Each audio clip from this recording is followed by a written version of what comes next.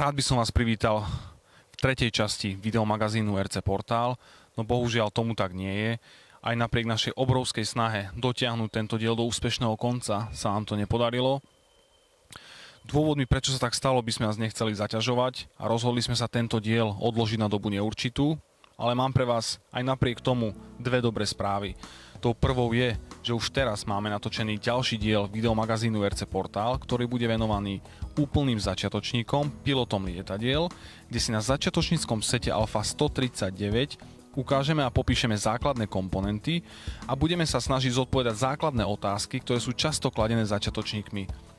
Samozrejme, tento set môžete vyhrať na našej stránke rcportal.sk, kde súťaž bude vyhlásená už čoskoro.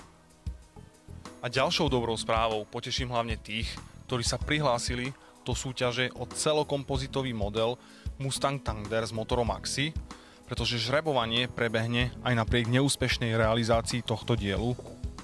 Ja by som chcel poďakovať Petrovi Kapucínskému z VK Model za doposiaľ prejavenú ochotu a za model, ktorý daroval do našej súťaže. Ďakujem aj spoločnosti Model Motors, ktorá darovala motor Axi, a veľká vďaka patrí aj vám divákom, ktorí tak stále netrpezlivo čakáte a tešíte nás príjemnými komentmi, ktoré nás motivujú k točeniu ďalších dielov.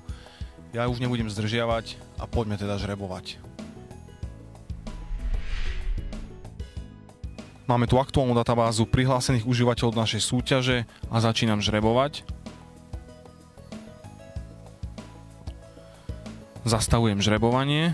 Vyhráva užívateľ s týmto identifikačným číslom a týmto nikom. Užívateľovi gratulujeme a želáme veľa úspechov.